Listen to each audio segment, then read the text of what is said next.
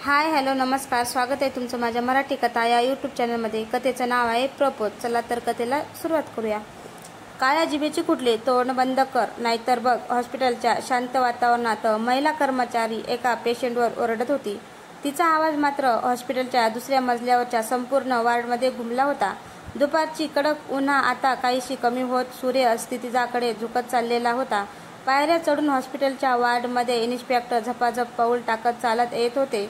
त्यांच्या मागे दोन हवालदार आणि सोबतच हॉस्पिटलचे प्रमुख डॉक्टर जोशी त्यांच्याशी बोलू लागले। साहेब, मी 2 दिवस मुंबईला होतो। हॅल्युसिनेश या मानसिक आजारावर एक व्याख्यान आयोजित केलेलं आणि मुख्य अतिथी म्हणून मला बोलावलेलं होतं। बरं, मग तुम्ही कधी आलात? इतक्यात त्यांच्या कानावर पुन्हा त्याच कर्मचारी स्त्रीचा आवाज पडला।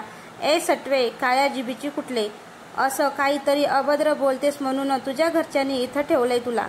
बोलता बोलता ती मागे फिरली आणि साहेबांना पाहून दचकली। इन्स्पेक्टर तसेच चालत पुढे येत ती कर्मचारी ज्या पेशंटला रागवत होत्या त्या रूमच्या उघड्या दरवाज्यातून पाहू लागले। काळोखानं भरलेल्या त्या रूममध्ये कोपऱ्यातून किलकिल्या डोळ्यावरच्या चष्म्यांच्या पांढऱ्या काचा तेवढ्याच दिसत होत्या। कोणीतरी पाहत होतं, पण तिची मात्र नजर स्थिरावली होती आपल्या समोरच्या रूममध्ये। साहेब, हीच रूम? मावशी उद्गारल्या तसे साहेब मागे फिरले। मम, तुम्ही कोण? मी इथली वार्डन, मावशी म्हणतात। सगळे मावशींनी दाखवलेल्या रूमकडे साहेब पाहू लागले। तो बंद दरवाजा किंचित उघडला तशी समोरच्या खिडकीतून मावळतीला गेलेल्या सूर्याची कोवळी किरणे आत पसरलेली दिसली। ते तसेच चालत आत गेले। एक छोटा बेड होता, त्यावर किंचित रक्ताचे डाग दिसत होते। समोरील खिडकीच्या पारदर्शक काचा फुटून बाहेरच्या बाजूला पडलेल्या होत्या। साहेबांनी खिडकीतून बाहेर पाहिलं तर खाली दूरवर काचाचे तुकडे पसरलेले होते। इन्स्पेक्टर साहेबांनी आपल्या हातातल्या त्या छोट्या स्टिकने खिडकीचं दार किंचित पुढं केलं आणि मागे फिरत पुन्हा ती खोली पाहू लागले। फरशीवर ठिकठिकाणी रक्ताचे सुकलेले डाग पडलेले, तर भिंतीवरही रक्त उडालेलं। अचानक साहेबांची नजर एके ठिकाणी स्थिरावली। कोपऱ्यात भुवया आकसत ते खाली झुकले। तो मानवी हाताचा अर्धा तुटलेला अंगठा होता। फॉरेन्सिक टीमला नमुने घ्यायला सांगून ते त्या रूमच्या दरवाज्यातून बाहेर पडू लागले। तशी त्यांची नजर समोरच्या रूमच्या किंचित उघड्या दरवाज्यातून आतल्या काळोखात दिसणाऱ्या किलकिल्या डोळ्यावर गेली। तसा त्या खोलीतून आवाज आला, अंत झाला शेवटी। पण अंत की सुरुवात? की सुरुवात होण्याआधी अंत? त्यानं मुक्त केलं शेवटी, एक बळी देऊन तिला मुक्त केलं। मावशी रागाने तो दरवाजा बंद करत म्हणाल्या। साहेब, ही सुजाता, काय त्या आजाराचं नाव? हॅल्युसिनेशन, डॉक्टर जोशी उद्गारले। हा तेच ते, भूतभीत दिसतं म्हणतं तिला। काय पण नमुने येतात। पण त्यांच्या बोलण्याकडे लक्ष न देता इन्स्पेक्टर चालत पुढे निघाले। दोन्ही बाजूला दिसणाऱ्या रुग्णाच्या खोल्या पाहत सर्व डाव्या बाजूला मोडकळीला आलेल्या बाथरूमजवळ पोहोचले। तिथं आधीच उभ्या 2 वयस्कर व्यक्ती बाजूला सरकल्या। त्यातला एक वॉचमन तर दुसरा त्या मावशीचा नवरा। दोघेही हॉस्पिटलच्या आवारात त्यांना बांधून दिलेल्या खोलीत राहायचे होते। इन्स्पेक्टर बाथरूमच्या उघड्या दरवाज्यातून आत आले। बाथरूमच्या आतल्या पांढऱ्या फरशीवर एक प्रेत पडलेलं, बाजूलाच पडलेला एक धारदार फ्युअर स्टेनलेस स्टीलचा चाकू भिंतीवरील बल्बच्या प्रकाशात चकाकत होता। त्या चाकूच्या धारदार दाताऱ्यामध्ये त्यांच्या मांसाचे बारीक लालसर कण अडकलेले अगदी स्पष्ट दिसत होते। गळा चिरून त्याचा खून झालेला, त्याच्या जखमेतून भळाभळा वाहणारं रक्त हवेच्या संपर्कात आल्यानं घट्ट होऊन बाथरूमच्या पांढऱ्या फरशीवर पसरल्यानं त्याचा लाल रंग खूपच भडक दिसत होता। त्याचा एक जाडसर थरच तयार झालेला। रक्तात पुरत भिजून पालत पडलेलं त्यांचं शरीर निष्प्राण झालं असलं तरी डोळे मात्र सताड उघडे एके ठिकाणी स्थिरावली होती। इन्स्पेक्टर साहेबांनी समोरच्या आरशाकडे पाहिलं। आरशाच्या त्या काचेवर मोठ्या अक्षरात काहीतरी लिहिलेलं होतं। 2च शब्द, अर्धवट संदेश। पण त्या 2 शब्दाचं कोडं उलगडेना। कदाचित खून करून पसार होण्याच्या नादात तो अर्धवट राहिला असावा। इन्स्पेक्टर त्या प्रेताकडे पाहत म्हणाले, खून करून खुनी पसार झाला, पण कुणीच पाहिलं नाही। वॉचमन झोपला होता काय? पण सर्व तसे शांत उभे होते। साहेबांना वॉशबेसिनवर एक मोबाईल ठेवलेला दिसला। इन्स्पेक्टर साहेबांनी खिशातला पांढरा रुमाल काढून तो मोबाईल उचलला। साऊंड रेकॉर्डरचं ऑप्शन सुरू होतं। एक रेकॉर्ड केलेला मेसेज, मोबाईल फ्लाईट मोडमध्ये टाकलेला। मोबाईल हातात घेत त्याने एक नजर सर्वांकडे पाहिले। डॉक्टर जोशी शांतपणे साहेबांकडे पाहत होते, तर त्यांचा स्टाफ एकमेकात कुजबुज करीत होता। त्यांनी तो मेसेज प्ले केला तशी सर्वांची कुजबूज थांबली. सर्व तो शांतपणे ऐकू लागले. कदाचित हा खून करणाऱ्यानंच हा मेसेज ठेवलेला असेल. एका गूढ शांततेनंतर त्या मोबाईलमधून एका युवकाचा आवाज येऊ लागला. प्रेम, हा प्रेम. प्रेम आंधळं असतं असं म्हणतात. प्रेम म्हणजे या जगातील सर्वात सुंदर कल्पना. कधी नुसती कल्पना तर कधी भयान वास्तव्य. कधी सुरेख चांदणं तर कधी भयान काळोख. कधी आयुष्यभराची सोबत तर कधी अर्ध्यातच शेवट. तोही भीषण काळजाचा थरकाव उडवणारा शेवट. तुम्हीही केलं असेल प्रेम, म्हणजे अजूनही करत असाल. प्रियकर म्हणून काय करू शकतो आपण तिच्यासाठी? तिच्या निरागस चेहऱ्यावर चांदणं खुलवण्यासाठी, तिच्या आयुष्यात इंद्रधनुष्याचे रंग भरण्यासाठी. मीही केलं. त्या आंधळ्या प्रेमाचा अंत असा रक्तरंजित होऊन संपेल हा विचारही मनात आला नव्हता. पण हा अंत होता की अंताची सुरुवात, की सुरुवात होण्याआधीच अंत? 2 आठवड्यापूर्वीची ती घटना. त्या रात्री म्हणजे साधारण 10-10:30 वाजायला आले होते. ही वेळ म्हणजे सामान्यतः जेवण उरकून बाहेर कट्ट्यावर गप्पा मारण्याची. चंद्राची कोर अगदी मंदपणे ढगांच्या मागून हळूच डोकावत पुन्हा ढगांच्या मागे लपून जायची. थंडी तर कमालीची, त्यात अंगाला झोंबणारी छानशी हवा सुटलेली. आम्हा मित्रांच्या गप्पा रंगात आलेल्या. तोच एका मुलीच्या भयानं हृदय पिळवटून टाकणाऱ्या अर्थकिंकाळीने आम्ही सर्वच हादरून गेले. मगापासून मजेशीर गप्पांची पिकणारा हाशा एकदम बंद झाला. सर्व ताडकन उठून उभे राहता एकमेकांना प्रश्नार्थक नजरेने पाहत आजूबाजूलाही नजर फिरवू लागलो. गल्ली पूर्ण शांत दिसत होती. त्यातच 1-2 विजेचे दिवे तेवढे शिल्लक होते. तसेच सर्व त्या आवाजाच्या दिशेने पाहू लागलो. पण आवाज कुठून आला समजलं नाही. त्या आवाजाने आजूबाजूच्या घरातील लोकही पटापट बाहेर पडत एकमेकांकडे थोडी भीती आणि आश्चर्याने पाहू लागले. आमची आपसात कुजबूज सुरू झाली तशी पुन्हा ती अर्थकिंकाळी ऐकू आली. आवाज ज्या घरातून येत होता ते साधारण आमच्या गल्लीतच 60 ते 70 मीटर अंतरावर असेल. एका मुलीच्या भयान हृदय पिळवटून टाकणाऱ्या अर्थकिंकाळीने आम्ही सर्वच हादरून गेले. मगापासून मजेशीर गप्पाची पिकणारा हाशा एकदम बंदच झाला. सर्वच ताडकन उठून उभे राहत एकमेकांना प्रश्नार्थक नजरेने पाहत आजूबाजूलाही नजर फिरवू लागलो. गल्ली पूर्ण शांत दिसत होती. त्यातच 1-2 विजेचे दिवे तेवढे शिल्लक होते. तसेच सर्व त्या आवाजाच्या दिशेने पाहू लागलो. पण आवाज कुठून आला समजलं नाही. त्या आवाजाने आजूबाजूच्या घरातील लोकही पटापट बाहेर पडत एकमेकांकडे थोडी भीती आणि आश्चर्याने पाहू लागले. आमच्या आसपासात कुजबूज सुरू झाली तशी पुन्हा ती अर्थकिंकाळी ऐकू आली. आवाज ज्या घरातून येत होता ते साधारण आमच्या गल्लीतच 60 ते 70 मीटर अंतरावर असेल. आम्ही तसेच धावत त्या घराकडे निघालो. रस्ता तसा कच्चाच होता आणि त्यात भर म्हणून रस्त्याच्या कडेला असलेल्या खांबावरील दिवा गल्लीतली काही टवाळखोर आणि शुद्ध मराठी भाषेत सांगायचं तर गल्लीतून ओवाळून टाकलेल्या दिवट्यांनी फोडले होते. त्यामुळे खूपच अंधार होता. पण ज्या घरातून ती अर्थकिंकाळी आली होती त्यांच्या दारात लावलेला बल्ब आपल्या परीन अंधार दूर करण्याचा केविलवाणा प्रयत्न करत होता. त्या घरात काही दिवसापूर्वी एक कुटुंब राहायला आलं होतं. पती पत्नी, त्यांचा मुलगा जो 12वीला होता आणि मोठी मुलगी 21-22 वर्षाची असेल. ती मेडिकल स्टुडंट होती. दिसायला खूपच गोरीपान, लांब आणि किंचित असे तांबूस केस, निळसर आणि काजळ घातल्यासारखे डोळे, रेखीव चेहरा तर अंगाने नाजूक, अगदीच बारीक होती. पहिल्या नजरेतच सहज मनात भरेल अशी होती. आता हे सगळं वर्णन मला कट्ट्यावर खूपशा मित्रांच्या तोंडून ऐकायला भेटलेलं होतं. पण प्रत्यक्षात तिला पाहण्याचा योग आजवर आला नव्हता. ती आमच्या गल्लीत राहायला आल्यापासून संपूर्ण गावातील मुलांच्या मोटरसायकलच्या फेऱ्या आमच्या गल्लीतून वाढल्या होत्या. आम्ही धावत त्यांच्या घराजवळ आलो आणि दरवाजा वाजवत बाहेरून आवाज दिला तशी पुन्हा ती किंकाळी आणि वेदनेने कणत असलेला आवाज येऊ लागला. आता मात्र नाईलाज झाला होता. सर्वांना बाजूला करत एक जोरदार लाथ घातली तसा खाडकन दरवाजा कडीमधून तुटला. पटापट आत शिरलो तर घरात वस्तू विस्कटलेल्या होत्या. समोर तिची आई डोक्याला हात लावून भिंतीला टेक रडत उभी होती, तर बाजूला तिचे वडील तिला खुर्चीवर जकडून धरत होते. तिचा भाऊ देखील आपल्या बहिणीला जकडून ठेवण्यासाठी वडिलांना मदत करत होता. काय चाललंय हे समजत नव्हतं. समोरचे हे दृश्य पाहून आम्ही सर्वच गोंधळून गेलो होतो. तोच आमच्यातील एक जण ओरडला, काय हे, काय करता हे?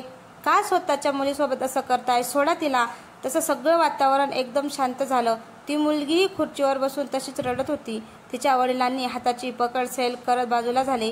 तिला पाहून आम्ही सगळे चक्रावून गेलो. पांढरा गाऊन अंगात होता. तिचे केस पूर्णपणे विस्कटून चेहऱ्यावर पसरलेले होते. दोन्ही हातांनी खुर्ची घट्ट पकडलेली, त्यामुळे तिच्या हातावर उठलेले ओरखंडे आणि त्यातून वाहणारा किंचितसं रक्त तिच्या नाजूक त्वचेवर स्पष्ट दिसत होते. हतबल झाल्यासारखे डोक्याला हात लावून तिचे वडील आपल्या मुलीकडे पाहत हुंदका आवरत जमिनीवर बसले. तिचा भाऊही शांतपणे बाजूला झाला. तशी तिची आई पदराने डोळे पुसत आपल्या मुलीजवळ गेली. आम्ही मात्र तसेच उभे राहून फक्त पाहत होतो. काय झालंय काहीच समजत नव्हतं. तिच्या आईने जवळ जात चेहऱ्यावर पसरलेले केस बाजूला केले. तसे मी प्रथमच तिला पाहिले. आजवर मुलांकडून ऐकलेलं तिचं वर्णन मिळतं जुळतंच होतं. दिसायला खूपच गोरीपान असली तरी निस्तेज वाटत होती. चेहऱ्यावर ठिकठिकाणी नख वरबडल्यासारख्या खुणा, लांब केस पण कोणीतरी खेचून आडून त्याचा वृक्ष केल्यासारखे वाटत होते. निळसर डोळे पण खूपच थकल्यासारखे. तिला पाहून असं वाटलं की ही मुलगी एका भयानक दीर्घ आजारानं ग्रासली असावी. तिला पाहून नकळत एक वाक्य ओठावर आलं, शापित सौंदर्य. आमच्या पाठोपाठ धावत आलेल्या मित्रांच्या वडिलांनी काय झालंय विचारले तसे ते म्हणाले, काहीतरी पाप केलं असेल मी मागच्या जन्मात, त्यांचीच फळं मी भोगतय. पण काय झालं हे त्यांनी सांगायचं जाणून बुजून टाळलं. आपल्या आईच्या कुशीत शिरून ती भीतीने थरथर कापत आजूबाजूला पाहत होती. सकाळी ड्युटीवर जायला उशीरच झाला. कदाचित काल रात्री त्या मुलीचा म्हणजे तिच्या अवस्थेचा विचार करत होतो त्यामुळे लवकर झोप लागली नव्हती. हातावर, गालावर, मानेवर नखाने ओरबडलेल्या जखमा. रात्रभर तेच दृश्य डोळ्यासमोर येत होतं. बाईकवरून काही अंतरावर गेलो तसं लक्षात आलं की मोबाईल घरीच राहिला आहे. बाईक वळवली तशी ती येताना दिसली. तिचे वडील गाडी चालवत होते. ती मागे बसली होती. तोंडाला रुमाल गुंडाळलेला असला तरी तिच्या डोळ्यावरून तिला ओळखलं. ते गाडीवरून पुढे गेले तसे तिच्यावर इम्प्रेशन मारण्यासाठी रिकाम्या टेकड्या तरुणांच्या गाड्या त्यांच्या मागे वेडीवाकडी वळणं घेत सुटल्या. या घटनेला 2 दिवस उलटून गेले होते. काम खूप वाढल्यामुळे आता मला घरी यायला बराच उशीर होत होता. त्यामुळे मित्रांच्या भेटी कमी होऊ लागल्या. रात्री नेहमीप्रमाणेच उशिरा घरी आलो. कट्ट्यावर जायची इच्छा होती पण खूपच थकलो होतो. जेवण आवरून झोप येईपर्यंत टीव्ही पाहू लागलो. पण कधी झोप लागली कळलंच नाही. जाग आली ती कुत्र्यांच्या भुंकण्याने. खूपच गोंधळ माजला होता. बाहेर जणू शहरातील सगळी कुत्री एकत्र येऊन जोरजोरात रडत भुंकत होती. कोणीतरी बाहेर येऊन त्यांना हुसकावून लावेल म्हणून वाट पाहत होतो पण व्यर्थ. वैताग आला. तडक उठलो आणि दरवाजा उघडून चालत रस्त्यावर आलो. आवाजाच्या दिशेने पाहिलं तर तो 10-12 कुत्र्यांचा झुंड भुंकत रडत होता. माझ्यापासून काही अंतरावर असलेल्या विद्युत खांबावरील पांढऱ्या ट्यूबलाईटने रस्ता अगदी स्पष्ट दिसत होता. पण तो कळप जिथं भुंकत होता तिथल्या खांबावरील ट्यूब लहान मुलांनी दगड मारून फोडल्यानं बंदच होती. त्यामुळे ती नेमकं कोणावर भुंकत होती हे समजत नव्हतं.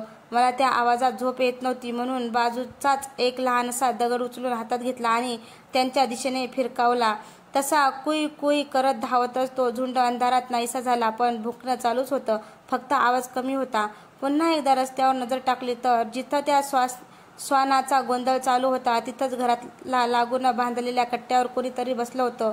कोण आहे स्पष्ट दिसत नसलं तरी आकारावरून आणि किंचित तशा होत असलेल्या हालचालीवरून तरी वाटत होतं की कोणीतरी होतं जे त्या घराजवळ घुटमळत होतं. मी तसंच चालत पुढे जाऊन पाहायचा निर्णय घेतला. एक म्हणजे गल्ली आमची, त्यात चोरांचा सुळसुळाट. लक्ष ठेवावंच लागत. मोबाईल कानाला लावत मी तसाच पुढे निघालो तसा ते हळूच उठून उभं राहून लागला. मीही त्यांच्यावर नजर ठेवून होतो पण मी त्यांच्या दिशेने जाताना तेही घरच्या दरवाजाकडे सरकत गेलं. आता जेमतेम 20 पावलाचं अंतर असेल. मी त्यांच्याकडेच पाहत होतो पण दरवाजाची चौकट काहीशी आत असल्यानं आणि खांबावरील बंद विजेच्या दिव्यामुळे तिथं लख्ख काळोख पसरलेला. आता तो दरवाजा 5-1 फुटावर असेल पण मगापासून घुटमळणारा जे कोणी होतं ते तिथं दिसत नव्हतं. मीही मोबाईलचा टॉर्च सुरू करून त्या काळोखात पुरता बुडालेला दरवाजावर पांढरा LED लाईट पाडला पण काहीच नव्हतं. ते जे कोणी होतं ते कदाचित तिथून पळून गेलं असावं. थोडा वेळ मी तिथं आजूबाजूला नजर फिरवली पण व्यर्थ. पण मगाशी मी हाकलून लावलेल्या कुत्र्यांच्या कळपातील काही दूर रिकाम्या टेकडीवर उभी राहून भुंकत होती. रात्रीच्या या निवळ शांततेत कोल्ही कुई व्हावी तसाच काहीसा त्याचा आवाज वाटत होता. कदाचित चोर असावा, नाहीतर मला बघून का लपून बसला असता. मी माघारी फिरत पुन्हा टाच दरवाजावर रोखला पण काहीच नाही. दूरवर कुत्र्यांच्या भुंकण्याचा आवाज कानावर येता येता तोही बंद झाला. राहिली ती निरव शांतता. मध्यरात्रीच्या त्या शांत वातावरणात रातकिड्यांचा मंद आवाज तेवढाच येऊ लागलेला. मी तसाच चालत घराकडे परतू लागलो पण चालत येत असं वाटलं की कोणीतरी माझ्या मागे येते. चालत मी चाहूल जाणवली तसा मी चालण्याचा वेग कमी केला. मागून येणारा पावलांचा आवाज अगदी जवळ येत असल्यासारखं वाटला. कदाचित मगाशी मला पाहून लपलेला तो इसम असावा म्हणून मी चौकस राहिलो. इतक्यात माझ्या मानेवर काहीतरी वळवळत असल्यासारखं वाटू लागला. मी झटक्यावर सरशी ते बाजूला केलं. लाईटच्या खांबावरील पाखरू असावं म्हणून मी दुर्लक्ष केलं. तोच कोणीतरी माझ्या खांद्यावर हात ठेवला. मान किंचित बाजूला झुकवत नजर तिरकी केली तसा एक काळाकुट्ट हात माझ्या खांद्यावरून सरकत मागे गेला. झटकन मागे फिरून पाहिलं. काळजात धस्स झाला. जेमतेम 50 पावलावर रस्त्याच्या मधोमध कोणीतरी उभं होतं. दूरवरील खांबावरच्या त्या ट्यूबलाईटच्या दुपारच्या त्यांची काळी आकृती तेवढी दिसत होती. ते उभं होतं, पण त्यांचे दोन्ही हात जमिनीला स्पर्श करत होते. अगदी शांतपणे उभी ती भयान आकृती रखरखत्या क्रूर नजरेने माझ्याकडेच पाहत होता. माझ्या इतकीच असाधारण उंची, म्हणजे 6 फुटाला थोडीच कमी, अंगानेही जेमतेम एखाद्या सावलीप्रमाणे धुसर आकृती. मी भुया आकसूत पाहताना माझ्या काळजाची धडधड मला स्पष्ट ऐकू येत होती. इतका त्याच्या समोरच्या घरातल्या लाईट लागल्या आणि काळजात धस्स झालं. म्हणजे अंगावर सरसरून काटा आला, तोही भीतीनं. कारण लाईट लागताच ती आकृती कुठतरी नाहीशी झाली. मला अपेक्षित होतं की प्रकाशात ते कोण आहे.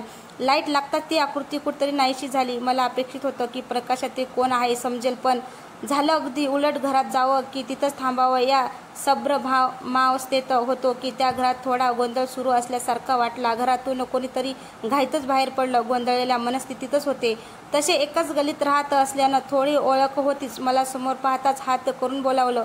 कदाचित अशा वेळी हाक मारावी तर आजूबाजूचे लोक जागे होतील याची त्यांना भीती असावी. मला बोलून ते घाईतच घरात शिरले. मीही झपाझप पाऊल टाकीत त्यांच्या घरात गेलो. प्लीज एखादी रिक्षा पाहाल का, त्यांचा प्रश्न मला समजला. म्हणजे कोणाला तरी तातडीने हॉस्पिटलमध्ये न्यावं लागणार होतं. फोन लावत त्यांच्या घरात गेलो आणि दचकून जागेवर थिजलो. ती जमिनीवर पडून होती. निश्चल खोबणीत गेलेले सत्ताड उघडे डोळे आणि त्या खाली काळी वर्तुळ तयार झालेली वृक्ष निर्जीव केस, चेहराही निस्तेज थकल्यासारखा दिसत होता. प्रिया, काळजी करू नकोस बाळा, हुंदका आवरत तिच्या आई जवळ बसून तिला शुद्धीवर आणायचा प्रयत्न करत होती. काही वेळातच तिला हॉस्पिटलमध्ये दाखल केलं. तिच्या आई आणि बाबा दोघे हॉस्पिटलमध्ये होते, तर भाऊ बाहेरगावी पाहुण्यांच्या घरी गेलेला. त्यांना गरज लागेल म्हणून मी तिथंच थांबलो. डॉक्टर तपासून जायचे आणि नाना तर हेच रिपोर्ट तयार करत होते. मेंदूचं काय, संपूर्ण शरीर स्कॅन केलं, ब्लड रिपोर्ट तपासू लागले. मी मात्र बघ्याच्या भूमिकेत सर्व लांबूनच पाहत होतो. रात्रीचे 2 वाजून गेले होते. जांभई देतच मी दोन्ही हात पॅन्टच्या खिशात घालून चालत येत दरवाजावर लावलेल्या काचेतून आत पाहिलं तर प्रिया अजूनही बेशुद्ध अवस्थेत सलाईनच्या बॉटलमधून थेंब थेंब ग्लुकोज तिच्या शरीरात जात होतं. तर बेडच्या मागे एसी जी मशीनचा अखंड बीप बीप आवाज येत होता. आणि इतक्यात माझी नजर तिथंच कोपऱ्यात गेली. रुग्णाची औषध ठेवण्याच्या छोट्या टेबल पलीकडे किंचित हालचाल जाणवली. माझी नजर तिथंच स्थिरावली. अगदी श्वास रोखून मी पाहत होतो. काहीतरी होतं तिथं. भुया आकसून मी नजर स्थिरावली आणि काळजात धस्स झाला. त्या आयसीयू रूमच्या आतल्या उजव्या कोपऱ्यात एक सावली दिसत होती, कोणीतरी उभं असल्याची. सावली आत कुणी डॉक्टर नर्स नव्हत्या, पण तरी एक सावली होती, अगदी स्थिर, गंभीर, निश्चल, धुसर अशी. त्या काचेतून माझी नजर सर्वत्र फिरू लागली, पण त्या पारदर्शक सावलीचं रहस्य उलगडेना. मी तिच्या बाबांना सांगायचा या उद्देशानं त्यांना जवळ बोलावलं. काका, त्या कोपऱ्यात काही दिसतंय का? कोणत्या कोपऱ्यात? काय आहे? मी पुन्हा पाहिलं तर मगापासून तिथं घुटमळणारी ती सावली आता दिसत नव्हती. त्यांनी माझ्याकडे पाहिलं. तुम्ही आराम करा, इथे दिवसभर कामाने थकवा आला असेल म्हणून असं काहीतरी भास होत असतील, त्यांनी नम्रतापूर्वक सांगितलं. आणि मीही बाजूच्या बेंचवर आडवा झालो. हॅलो, एका आवाजानं हलकी जाग आली. डोळ्यावर अजूनही झोप होतीच. हॅलो, उठताय का? आई, झोपू दे ना गं, आज सुट्टी आहे. कोणीतरी तोंडावर किंचित पाणी शिंपडलं. तसा सरकन अंगावर शहारा आला. झटकन उठलो तर समोर ती म्हणजे प्रिया उभी होती. केस मागे बांधलेल्या, तर अंगात पांढरट रंगाचा पंजाबी ड्रेस, हाताला पांढरी चिकटपट्टी, सलाईन लावलेल्या शिरेवर. मी तर पाहतच राहिलो.